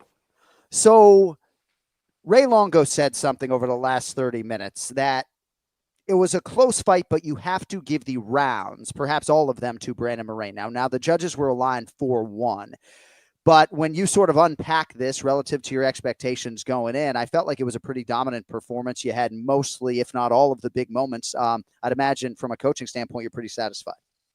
Yeah, I think you nailed it. I mean, Erceg, and I said this in the interviews before, that was a really hard fight because he's so talented and so skilled, but coming off of 2 losses, everybody wrote him off. He lost to Pantoja by 1 point on 2 judges' scorecards. So when you look at this kid, and Kai got him, but that was the beginning of the fight. Anybody can get caught. Right. You look at his body of work, and his fight IQ is so high. He's going to make adjustments and look for Brandon's pressure to try to slide off and counter. So we had to really be careful with our offense, but also be aggressive, right? Because he's a counter fighter, and we knew he was going to be sliding off and trying to move. Usually he gets his confidence, and then he starts to come forward. But Brandon, we wanted to hurt him early, so that way he wouldn't be confident. We don't know where he is from that Kai knockout. Yeah. And Brandon buzzed him with that right hand early and made him stumble, and almost put him on his butt. And after that, he kind of got on his bike a lot more, and he never really pressured. So it was good for us. Brandon really, I thought, did a great job cutting off the cage and really managed the whole fight so well. And in those high level fights, John, that's what you're looking to do. Sayif, some fighters, some teams will say, you know what, I'm not fighting in Australia. I'm not going to fight in the Middle East. That's too, long of a flight. Yeah. I'm not going to fight at altitude. Was there any hesitation on your part in taking this fight? The fact that it was in Mexico City, and what did you guys do to prepare for this big event? I mean, here I got to give my flowers to my guy, Brandon. He's like, Coach, I got to get over this. I got to get over this mountain. And, he's like, this is like, he's obviously won the title twice, but he was like, this is kind of like one of those things. I've just got to do it, right? I've got to be able to anchor Mexico. I got to be able to anchor Mexico City, and I want to do this. And when he told me that, knowing, his mental space from the break that I had him take last year, that 9-month break, going in Al-Bazi, being so mentally charged in the positive, I just saw that momentum, and he's just in such a good headspace. I've always said, going into the Figueiredo fight, I used to tell him, even when we had the belt, I was like, you're just getting into your prime, dude, because your age, you're 31, your mind is starting to get really sharp, and you've got the physical skills at the highest level. And now you've got the mental skills to match. And he was having a hard time putting that all together, right? He would say, man, I'm not using my experience. Well, now we're utilizing that. And I think we've just got a great team. We've been together 3 years now. That's 2 main events that we've won in a row. And he's just performing great. When you really look at it, the Figueiredo fight was incredible. The Pantoja fight was incredible. The Al-Bazi fight was incredible. This fight was incredible. The guy, 4 out of his last 5 fights have been pretty good. So I think he's mentally coming into his own. We did go to Mexico City. We had to do it. We had to get acclimated to that elevation. I flew down there every single week, and we did rounds every single week. We brought in Adrian Yanez, who's an incredible boxer. He has a great jab, and to use and simulate also the counter punching ability of Erceg. I think that really helped Brandon prepare. You saw Brandon's defense was like 75%, incredible defense. And we just had a great camp, and we just put in the work, man. There's no substitute to the work, and you know that, Kenny. Yeah, no, absolutely, man. And, anytime you go to a different team, it could take a little bit to get used to that coach's style or that approach or that training methodology. When did you see that kind of turnaround for Brandon? You mentioned his most recent performances, which have been amazing. Clearly it's working, but when did you see that turnaround for Brandon? Well, I mean, honestly, he's like the dream student, right? I mean, Oh, the Figueiredo fight was an A+. That he dominated that fight. That was Yeah. an undisputed title fight, against a guy he had relatively close fights with. So from the very beginning, we've kind of meshed really well. It's just when you're fighting at that level, Kenny, it's so stressful all the time when one Yeah. thing goes wrong. And, we had that in the Royval camp. He was burned out. He was exhausted. He'd been gone for, weeks. And I mean, that's when I told him, hey, we need to step back and take a break. And I think the break was what really, when you take something away from somebody that they love, then that makes them love it more. And yeah. He called me 3 weeks into the break. I got to fight, coach. I was like, no, we're not fighting, but Yeah. I Yeah. said, we gotta see this through. And then he called me again like a month or two later. I'm like, no. And then he bought into it more. And after about 2 months off, he was the one that was like, you know what? I want to be ready. And he started to kind of see, and the mental work he did in that time space, Kenny, is really what did it. I think, he refreshed his approach. And, just from doing this for so long, sometimes guys just need to step away for a little bit when they're at the highest level, especially when they have a work ethic like Brandon. It's not like he was being lazy. Right. It's just when you tell a guy like that, a fucking workhorse, nah, man, you can't race. That's the Sorry, hardest dude. thing to do. Yeah. Yeah. Sorry, for sure. bud. Like, and he's sitting there in the bullpen. He's fucking fast. He's running around. He's beating all the other horses whenever he runs his little practice races. He's looking around. Brandon was still training. And, Yeah. he's incredible and getting better and better and better. So that's what it was like. It was like telling him, nah, man, you can't race. And so now, he's so ready and he's so excited. And mentally, he's just done so much work. We're just in a great space. I mean, and look at these two results back to back for Team Moreno. The General Sayif Saud with us live here on the Anik Florian Podcast. So, gosh, there's a lot to sort of unpack in what you said in terms of just anchoring Mexico City, right? Brandon can't control that as he arrives at his mental prime. There's now a fucking PI in Mexico City, and Guadalajara beckons in September. But correct me if I'm wrong, like his emotion post-fight in the octagon was just rooted in how hard he's had to fucking work to get these 2 wins, right? I mean, look, this guy was trying to win in 2017, and he's the most famous Mexican fighter. I mean, the first Mexican champion. I mean, you walk around with him, he's beloved by people. I mean, I've never seen anything like it, and well deserved. He's such a sweet guy. It really was hard on him, and it wore on him to get this done. And I mean, you saw that come out post fight, and I think it was, it's not a title win, but it's one of those he's always going to remember. Number one, it puts us back in the title contention. But number two there was so much stakes, and he just delivered so well, so clean. He looks so good. I watched the fight last night. I mean, he's so balanced, and he's such a pro, and he's making all the right adjustments. He's listening incredibly well too to the in the corner. I mean, he's just so smooth, man. What can you say? Really impressive stuff by him. Dude, I love it. And just the kinship between you two guys in corner. He just looks so relaxed. He was trying to crack jokes. And yeah, I mean, I think deliver is just the perfect verb. So I'm going to let Kenflo get back in here, but not before I ask you about the pecking order at 125 pounds. The word on the street, the informed speculation suggests that maybe Kai Kara France would be next. I'd imagine that would make you guys big fans of his, just given the Pantoja series. But I don't know. Wouldn't part of you guys, I just feel like you maximize this moment to such an extent, even with the Hunter Campbell stuff, in terms of your ability to move the needle. I mean, that's what the guy wants to hear. It sounds to me like you'll be a Kai fan whenever that fight is made, if indeed that is next. I mean, you can't root for a guy more. The guy's got, Brandon has 2 wins over him, one for the interim title and, stoppage in the last fight. So Kai's a great guy too. I mean, these guys are all, we respect them. They're all incredible athletes. And of course, we can't Pantoja, that fight was so close, him and Brandon. And I mean, if you just take that fight and look at it now, maybe Brandon wins that fight on damage. I think he does with the scoring now, but you can't forget the other history. And so the narrative gets brought back, and it's fair, that Pantoja's got the multiple victories. So of course Kai is important. But man, I just don't have that in me to be like, man, I hope Pantoja loses. Like, wow, we got to do what we got to do. If Kai wins, incredible. God bless him. He's accomplished his dream.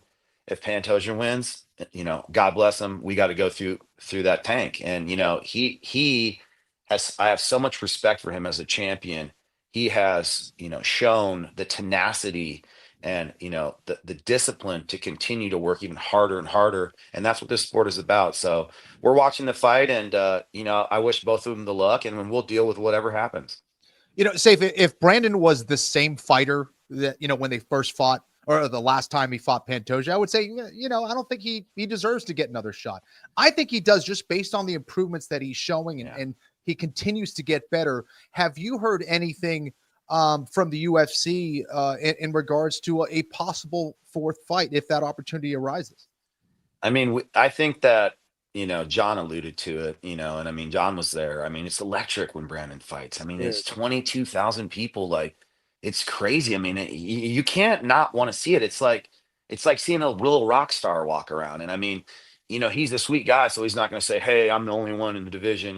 He's saying it in a nice way, but I think people want to see Brandon fight, and yeah, I mean, look, it's hard to say we deserve it. We deserve it. I think everybody deserves it. I think Manel's been looking incredible. He looked really good in his last few fights. He's super entertaining. Yeah. Kai absolutely deserves it. Yeah. Royval, Right. You can say Brandon had an off night, but Royval still did his job. So it's really hard. But we don't make those decisions, but we did our job, and we had a job to do. Erceg coming off of 2 losses, didn't have any pop, but he was so much risk, more risk than Albazi. Albazi was undefeated, but Albazi people thought didn't even beat Kai.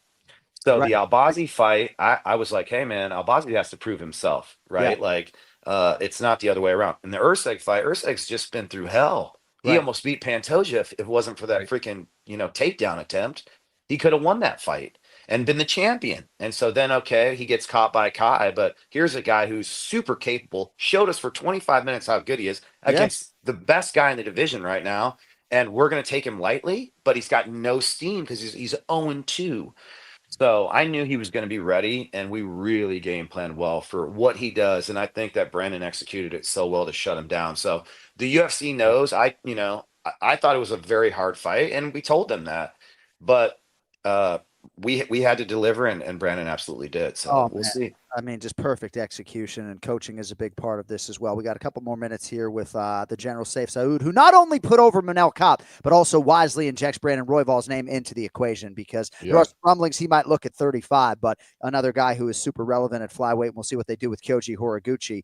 I want to kind of live in this Moreno moment, right? Because I would think, given Moreno's star power, that fighting Manel Kape on the same card as a title fight doesn't necessarily make a lot of sense. Fighting Kyoji Horiguchi, I don't think makes a lot of sense. I think you wait for the title fight, but like, you guys competed so well in that Pantoja fight at UFC 290, right? I believe it was that, like, dude, like, that's the only fight that I'm really considering when it comes to that series, right? I know I got to move on to fucking Jeff Neal and Kennedy Nzechukwu, but like, I just feel like that last fight between those two, that's the highest level I think right now we can do at 125.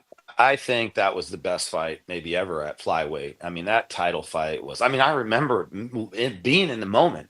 And I mean, it took months to come down from that thing. I mean, it was so intense. And it came down to the very last exchange when Pantoja got the takedown. He was against the fence. I mean, you're talking about, like, literally watching the clock run out, And I mean, if Brandon reverses him and throws a combo, we have the belt. Maybe we never lose it. I mean, you can go on, but I think that fight's super intriguing. Again, it's hard to go and say, give us a title shot, blah, blah, when everyone's like, shut up, he's lost to Pantoja. Yeah, he has, but I think you just explained it perfectly.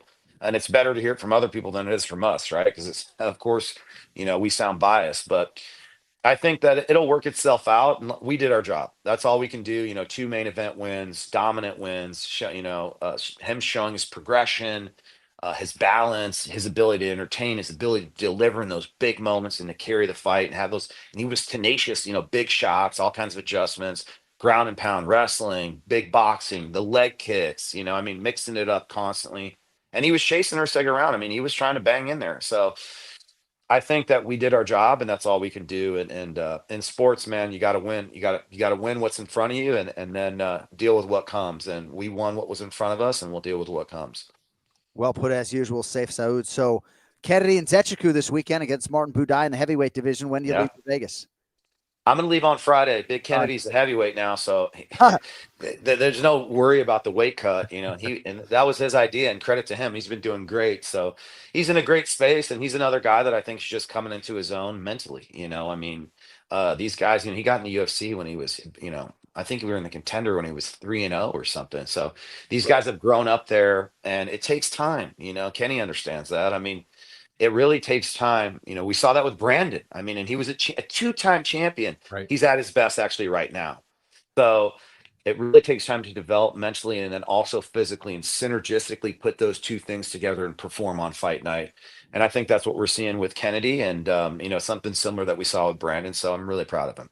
All right, well, enjoy Sayif Saud before he goes, because the word on the street is that he might not be long for this game after notching UFC win number 100 not all that long ago. But congrats, we'll get you out of here Thanks. on this.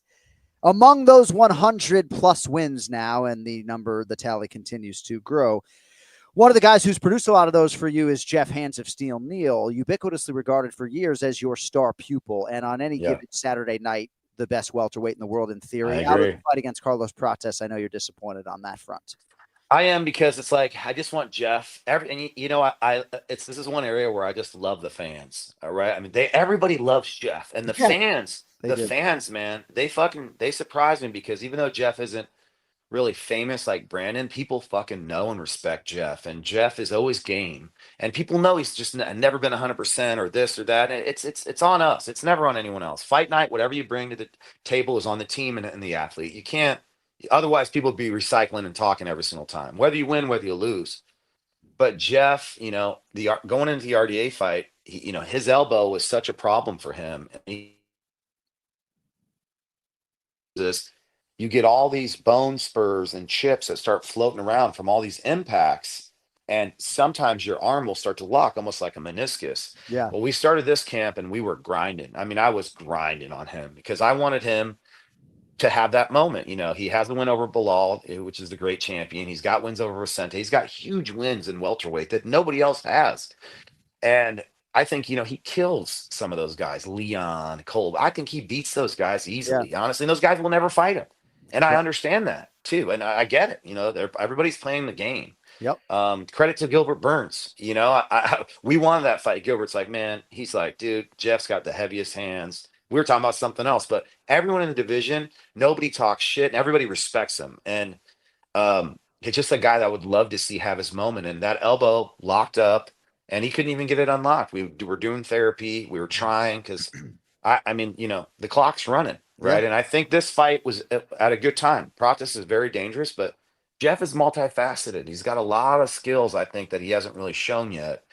And sometimes he's shown flashes of absolute brilliance. In the Shavkat fight, when he almost put Shavkat away, the Mike Perry fight, all of his fight, the RDA fight, he looked like himself, in that fight. And he'll get people out of there in 2 minutes, and we've seen that. So we talked about it. And I said, man, look, your window is closing. Right? Like, you got to get healthy. No more half-ass. We're not going to go in this fight half-ass and hurt. And then, he wasn't ready. No, have the surgery. He didn't want to do it. I'm like, you got to have the surgery. Like, you're having the surgery. We're going to schedule it probably next week, maybe this week, and get it done.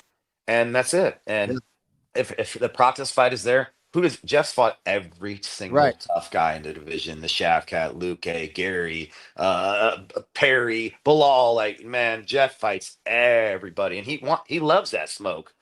So, but it was me. I was like, hey, man, you got to go in. We got to get an MRI. You can't just keep toughing your way through all this shit, and you're getting to a window where I feel like he's got a lot in the tank. And he's skill-wise, again, he's one of those guys that's still developing. We got some wrinkles in the game that we want to show, but the fights take a toll, and sometimes you got to hit a reset. He's got to do the surgery, and we'll see. Well, hopefully, we see him in the summer, and they'll make that fight again. I'm sure Prates will go, and if he wins, they'll make that fight again. But Jeff's also got to get a top 10 win, right, and get back in the picture. And we took that fight, and Prates is behind us. And Jeff will fight everybody behind him, but no one will fight him in front, even though he's coming off a win and he fought someone behind. Nobody wants to fight him. So he's kind of stuck in a weird spot, but I get it and respect it. And as a coach, I'm never going to talk about fighters. I can say, hey, I think we have an advantage. I think we could win here and there. But to talk about their decisions, what they're doing for their family, their business decisions, not wanting to fight Jeff. Like, of course, like that's smart as hell. Why would you fight a guy with that was us fighting Erceg. It was a huge risk, and hopefully there's a huge reward, but this isn't a game, and, we respect everybody, and we'll be back, and, good luck to Pratis. I mean, I expect nothing but great things out of him as well. Yeah, there are a lot of avoided guys in the welterweight division, and Jeff seemingly fights them all. To your point, Shavkat Rakhmonov and Ian Machado, Gary, and everybody else. And we wish him the best in terms of the health front. And if you would like to follow this man on Instagram at Sayif Saud, there's also an underscore in there, I believe, on X, but on Instagram it is not there. Coach, respect and love, and as most of our audience knows at this point, when I fight Jason Anik at Dirty Boxing 19, the man barking instructions at me pre-fight and in corner will be the General Sayif Saud. So much love, brother. You're the best. And get that double Kennedy this weekend, my man. Thank you, man. I appreciate it, guys. Always good to catch up with you. Good to see you there. Fortis MMA's General Sayif Saud with us here on the Anik Florian Podcast. All right, well, Ken Flo, I know your back's been acting up, buddy. I know your back's been adding up. For me, though, it's my diet, actually, that's been holding me back when it comes to my workout sessions. Sometimes I've only got a few minutes to spare between obligations, fighter meetings, and the UFC format meetings. So recently, I've been reaching for Huel.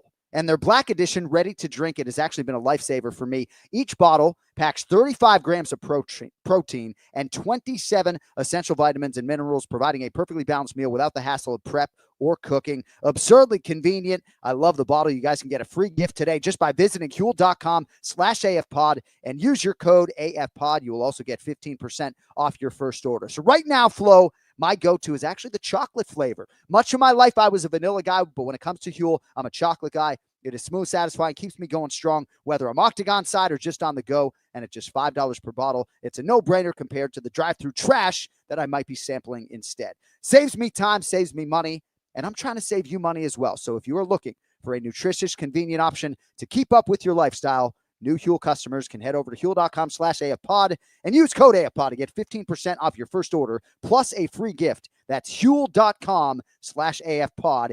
Give it a shot. You won't regret it.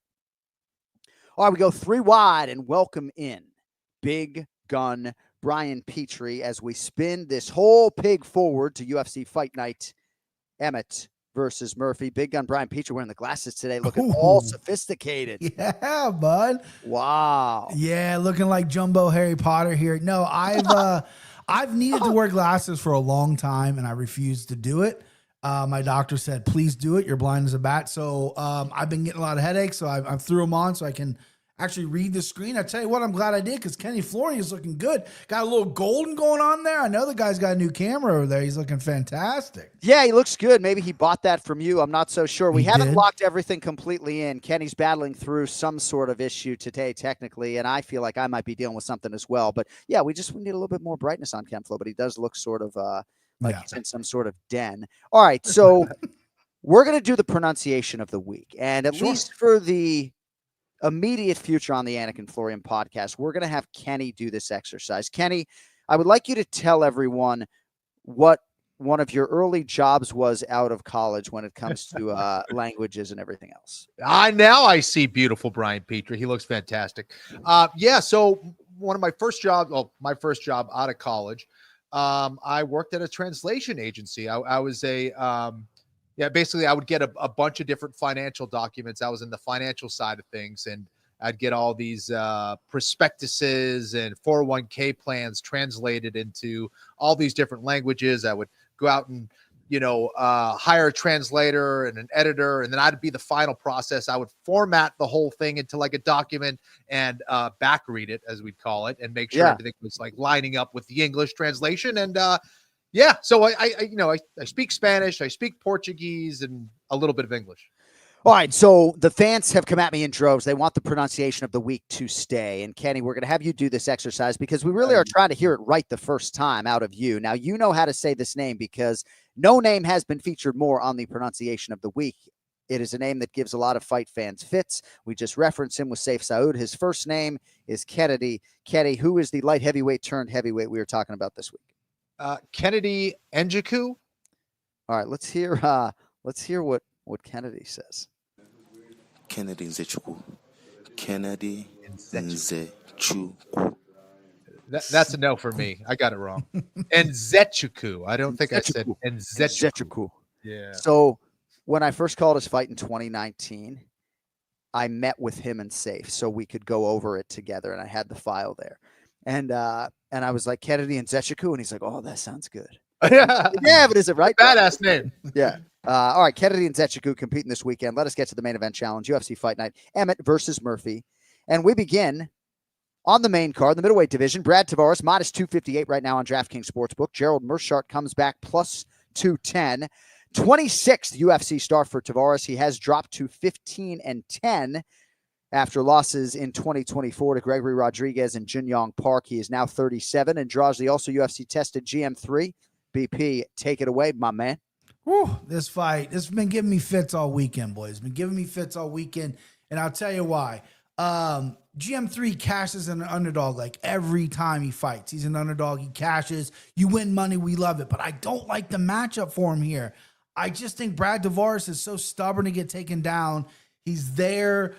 His leg kicks are potent. I know Brad Tavares is a little washy-wavy. He's been in the UFC for a long time, but man, I'm going to go Brad Tavares. I want to go the dog. I want to put the nuts on the table, but I'm going to go Brad Tavares. I think he kicks him up. I think he boxes him up, and I think he stops his takedowns. Give me Brad Tavares. All right, perhaps this will change your opinion. Perhaps not. Gerald Meerschaert, 12-10 of the UFC. He is now, though, back in the Midwest, and in his corner this weekend will be the UFC welterweight champion Bilal Muhammad and Mike Valley. He is back in Chicago and Milwaukee. Still an interesting matchup here with Brad Tavares. Ken Flo, your thoughts? Yeah, well, I hope Meerschaert's been picking Bilal's brain a little bit on how to get in on those legs and hit those takedowns, because I think that's really what this fight comes down to, because, Tavares is going to have the advantage on the feet. Meerschaert's going to have the advantage on the ground. If Meerschaert's able to get this fight to the ground, he's capable of submitting pretty much anyone in that division. I think he's that good on the ground with his subs, but Tavares' game is kind of tailor-made for guys who may be really good on the ground, but may not have the best or elite takedowns. Tavares has really good takedown defense, especially up against the cage. He has great leg kicks. He can outpoint you. He's obviously very experienced. So I like this fight for Tavares here as well. All right, next up in the heavyweight division, the aforementioned Kennedy Nzechukwu, minus 310. Martin Buday is plus 250. So, Brad Buday, how good can he be? I don't know, but he's 5-1 in the UFC. Split decision win over Andrei Arlovsky. That was UFC 303 last June. Was to face Rizvan Kuniev last December at UFC 310. Buday, though, was forced to withdraw due to injury, and a much different stylistic matchup for him here against the African savage Nzechukwu. BP, who do you love? I don't know if I love anyone, Johnny, but I tell you, I'm going to lean Kennedy. I like him at heavyweight. He's a big dude. 205 is a lot for that body, for sure. Him at heavyweight's the real deal. Martin Buday, I used to call him Booty on my show because I didn't know how to pronounce his name, so Buday. I don't love watching this guy fight. Shots fired, Martin. I'm sorry. I just think it's a little like he has his game. It's the stalling wall. I'm going to put you against the wall. I'm going to stall him. I'll beat you up. That's great. He's very talented at that. But I just need a little more from him. Maybe he's developing still and he's going to give me more. But I think Kennedy with the long range, that big power, I think this dude can be something to watch out for at heavyweight. You know what I mean? So I like Kennedy here. The number scares me a little bit at minus 310. I'll be honest with you. I think it's going to go over. I think it'll be a decision. And if there is a finish, I think Kennedy's going to get the finish here. But yeah, I don't love it, but give me Kennedy. Ken Flo and Nzechukwu kind of making moves here at heavyweight. Stop Chris Barnett and Lucas Dresky since moving up late 2024. Your thoughts on him this weekend? About a 3-1 favorite against Martin Buday. And John, I think it's a good move. I think it's a good fight for him as well. Buday, I don't really know how he wins this fight by finish. Obviously a big guy, he catches you, just right. He could finish you, but he's kind of known for kind of these boring performances where he gets you up against the cage and kind of tries to control you. He chips away at you. Whereas Nzechukwu, he's a killer. He's a guy who can definitely take you out. And I like Kennedy here. I think if he keeps this one on the feet, especially, I think he wins this pretty easily, to be honest. And I think he's going to be able to keep this one on the feet. I think he stops these takedowns and wins by just outstriking him, maybe even by finish. So I'm with Brian here as well. And now I'm going to have to tell the boss man he can never schedule me for a fighter meeting with Martin Buday because you guys are so fucking mean. So thanks.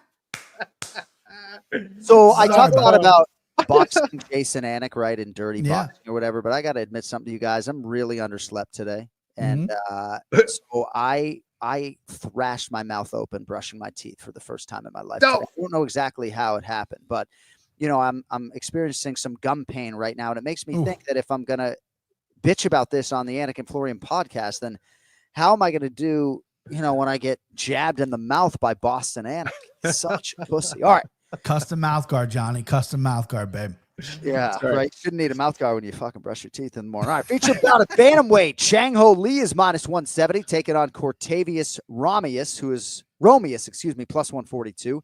So the South Korean Lee, 10-1 after winning his debut on the road to UFC 2, a bantamweight tournament final over Xiaolong, and now he is favored near 2-1 to beat the two-time Contender Series alumnus Cortavius Romius. BP, what do you have for us on this one? I like this lead, kid boys. I like this lead. This glasses, I might be seeing into the future, but I like this kid's future. Listen, the South Korean MMA scene was really hot back in the day. Dong Young Kim, the stun gun, right? Yes. Really good judo, and then they kind of died a little bit. Obviously, you got the Korean Zombie. They're back now. There's a lot of really top level fighters, especially in the lower weight classes, coming from this. They're going through the road to UFC. They're making it into the UFC, and they're great. And Ho Lee's really good. His ground and pound is good. His scrambling is good. He's a work in progress still. He's 10-1, but I like this number at -170. Romius, he faltered a little bit in his debut. I thought he looked okay in the Contender Series, and I thought he looked okay, and he's just been okay to me. I think Lee's special and can be special, and we're getting him early here. We're getting him at a cheap price before he blows up to a -340 his next time. So I'm all in on Ho Lee here. Give me -170. I'll take it, babe. Nicely done on the handicap, especially early week, as always, BP. So, man, this guy sounds like royalty. Cortavius Romius. Great name. He is not a Moroccan or anything like that, though. He is out of St. Louis, Missouri, USA, the 314. Dropped his UFC debut last November, Ken Flo. BJJ guy lost on the Contender Series, then went 2-1 to get back there and 1 to earn a UFC contract, a contract he is likely trying to preserve here this weekend. Yeah, he sounds like a Roman legionnaire. Cortavius Romius. Yeah, he's a powerful guy, man, but I think that Chang Ho Lee is going to be a little bit, or Chang Ho Lee. I think it's Chang Ho Lee, yeah. Chang Ho Lee, yeah. Chang Ho Lee. I think that he's a little bit better everywhere. I think Romius might be a little bit more dangerous on the ground, maybe with his attacks in regards to submissions and things, but Chang Ho Lee, I think that he's going to be the bigger guy for sure. I think he's, a little more developed as a striker as well. And I think he should be able to win that takedown battle and get top position if it does go there.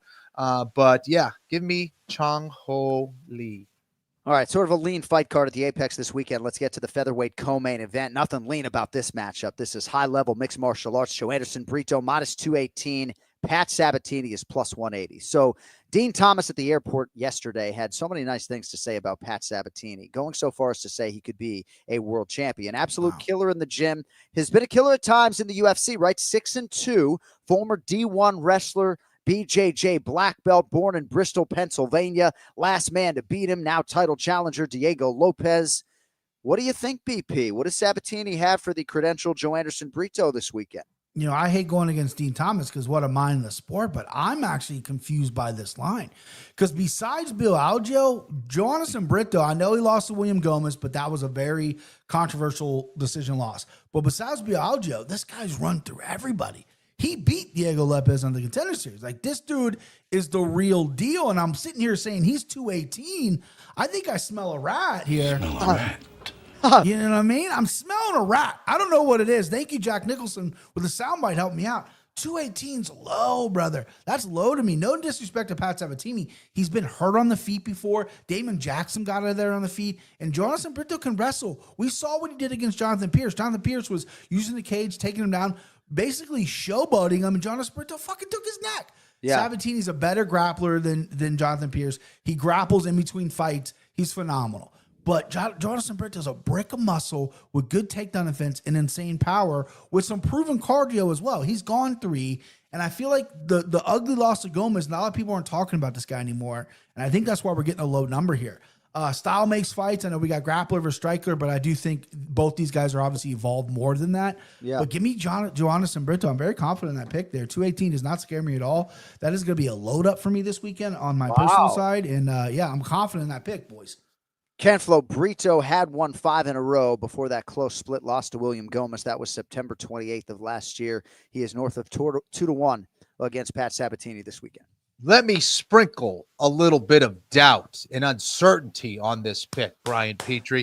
Listen, I think Sabatini is going to be the better wrestler here, and I think that Joanderson Brito does most of his best work on the ground when he gets on top. When he has been on bottom, I would almost say that his ground game is bad. Like the decisions he makes, kind of the moves that he makes on the ground shows to me that he is not comfortable on his back. Now, that may change here in this fight. He may have showed huge improvements, but to me, it looks very white beltish, maybe blue beltish at best. And I think that, on top, he's excellent with his ground and pound, but he does make mistakes on the ground. Who's the better striker? Well, there's no question about that. Joanderson Brito, if he lands a big shot or lands a good combination, which he is absolutely capable of doing, can take Sabatini out of there. I like the fact that Sabatini has mixed things up. I think he hired a sports psychologist in his last fight and looked awesome. When he puts it together, man, and he really lets his grappling shine, he looks very good. Especially when he's not tentative on the feet. And when he looks tentative on the feet with that chin up in the air, yeah, watch out. I think Brito wins this fight, but I think that this is an interesting underdog pick. I like Sabatini here. Is it enough for me to put some money on him? Well, we'll find out in a couple minutes. We'll find out in about 5 minutes, but not before we dive into the featherweight main event of the evening. Lerone Murphy, minus 325. And maybe climbing. Josh Emmett is plus 260, perhaps because he is a man and he is 40 as of March 4th of this year. Ken Flo, we will start with you here. Josh Emmett last fought Bryce Mitchell, UFC 296, December of 2023. Lerone Murphy made his UFC debut in 2019. He is 7-0-1 in the promotion, 7th year, 9th fight. Inactivity has been part of the narrative. He has never been beaten in the octagon. Do you believe he preserves that O in the main event this weekend? Ken Flo, go ahead. Very, very interesting fight. I'm excited about this one. Anytime Josh Emmett fights, I'm all in. This is a guy who's been around a very long time, really approaches this sport like a professional athlete. One of the toughest guys in the game, though, definitely has that fighter in him. There's no question about that. And that knockout against Bryce Mitchell, there's a few times where I'm concerned for fighters. You see these nasty knockouts. That's one of those where I was like, is Bryce Mitchell ever going to get up? Did he just kill the man in the octagon? That's what it looked like. So clearly the guy's power is at a completely different level. So Lerone Murphy really has to mind his P's and Q's here with his defense. And we have seen Murphy get hit. In his last couple fights, we saw him take some shots. Now he's got a good chin, but it doesn't matter if you have a good chin. You get hit clean by someone like Josh Emmett, you're going out, period.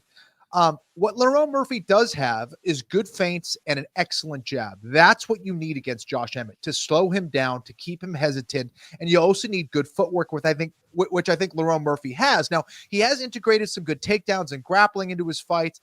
If he's able to get that going against Emmett, I think that would be great. I don't think he's going to have a whole lot of success in taking down someone like Josh Emmett. If he does, it's got to be explosive, one of those kind of double legs where he drives right through. But up against the cage, I think Emmett's going to have the takedown credentials to be able to withstand those takedown attempts. So I think it really comes down to the striking. I think Murphy's the more skilled striker. Emmett's the more powerful and dangerous striker. 5 rounds for Emmett to find that chin, but I think Lerone Murphy's discipline has to be at another level here, and I think it will be. He has that experience, those 5-round fights now under his belt, and I think this is a guy that may fight for the belt in the future. So give me Lerone Murphy here. Not going to be, I'm going to spoil it here, not going to be enough for me to put some money down just because I respect Emmett that much and his power, but I think Murphy is going to be able to win a decision here. Nicely laid out, Ken Flo. Lerone Murphy, minus 325. He is number 10 in the world. Josh Emmett is number 8. Anik Florian Podcast respondents, 53% of you like Josh Emmett at plus 260 BP. Who do you have in the main event? Well, not a lot of meat on the bone after Ken Flo just devoured that. Great breakdown from Ken Flo. Obviously, This was a hard one for me to pick because obviously I'm a gambler, so I like the number on Emmett.